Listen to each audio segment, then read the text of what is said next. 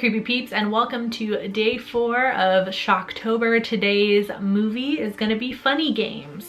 So, little bit of a minuscule story time here. I intended to watch the original 1997 Funny Games, which is an Austrian horror film, but when it came time for me to watch it, I could not find it anywhere. But we'll scratch that. I could find it on YouTube, but none with English subtitles, and unfortunately, I don't know every single language in the world, so yeah, I couldn't really watch it without the subtitles. I don't think it would be the same. So I went ahead and watched the 2007 version, same director, and from what I read, it's purposefully, I think it was purposefully a shot-for-shot replica of the original film, which is interesting given it's the same director. I definitely plan on reading more into that because that's a really interesting story, I think.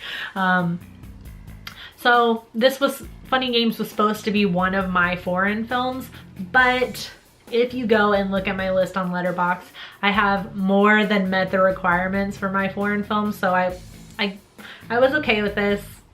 It's fine, it's fine. So Funny Games is about two psychopathic young men who take a family hostage in their lake house.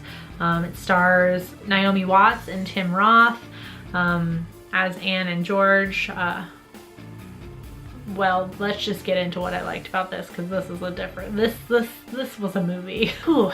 Again, another little disclaimer, home invasion movies are probably the scariest movies for me that I ever watch, and Funny Games is no exception. I think I'm safely putting this above The Strangers for me. It was that terrifying to me.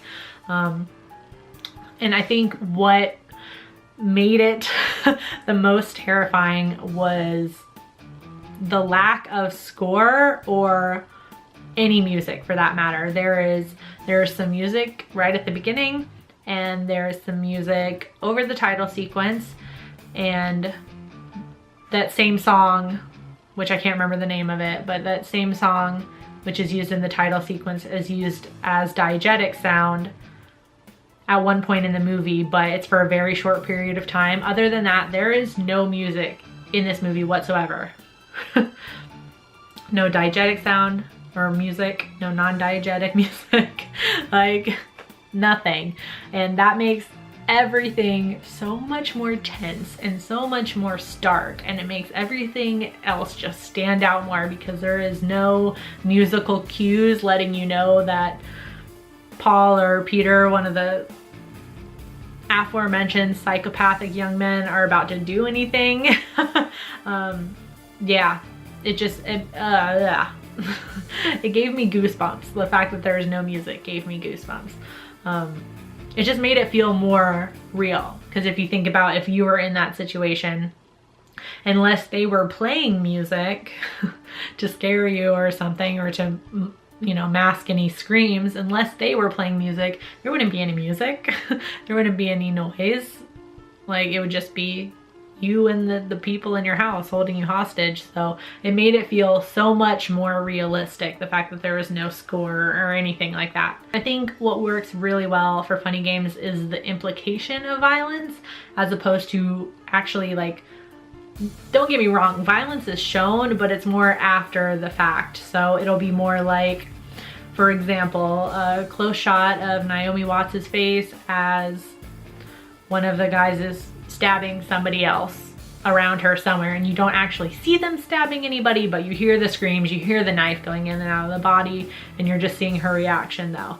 And then maybe it'll cut away after it's done, and you just see kind of like their legs like laying on the floor, and you don't see the rest of their body, but you know they're dead.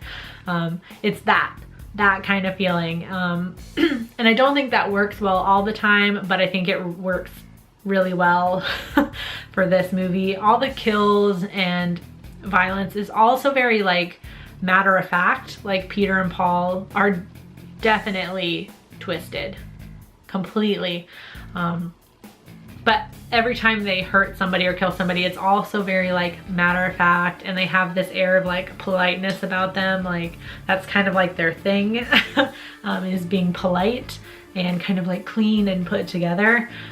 Sorry, my voice is going. That's not a good sign. We're not even halfway through the month. Everything is so like matter of fact, all the kills and everything. So, and I'm definitely gonna have to spoil stuff, so I'm sorry, but you've had 10 years to see this.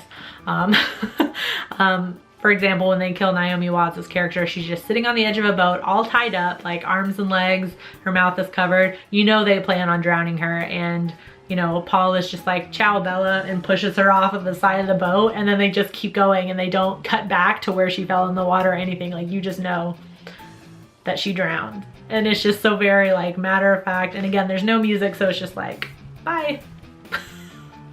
And that's the least violent kill out of all of them, honestly. Right. And then we have to talk about the fact that Paul acknowledges the audience quite a few times in this movie, breaks the fourth wall. Like he says, I think the first time he does, he like looks to the audience and says, you're rooting for them, aren't you? Like that sort of thing. And I think the point of all the acknowledgement of the audience and things like that is to just make you aware to what you're watching. Like, it really kind of made me think about like why I would watch this sort of thing, because it's just so violent and so cruel and so awful. And with these home invasion kind of movies, like, you know that while maybe this particular movie is not based on a true story, you know that similar things have happened before to families and to people. Like, you know, things like this have happened before, so it's like, it really makes you wonder, like, why am I watching this? Because you've suddenly become aware of what you're watching. And there's a conversation that Peter and Paul have that's really kind of interesting. Peter is, I don't know what exactly he's talking about, but he's talking about like a character being trapped in fiction and his family is trapped in reality or something like that. And Paul says something along the lines of, but fiction is in reality. You can see it like you go see a movie. And that's like literally what he says, like when you go see a movie, you're seeing the fiction there, it's in reality, so that makes it reality or something like that. And it's just really like supposed to make you be like, oh, okay, I get it, I know I'm watching a movie. Like but again, it just really makes you like, it just, to me, I don't know how everybody else interpreted it, but it just made me think about any real life story that this could have been based off of, or any real life home invasion story that's actually happened. And yeah.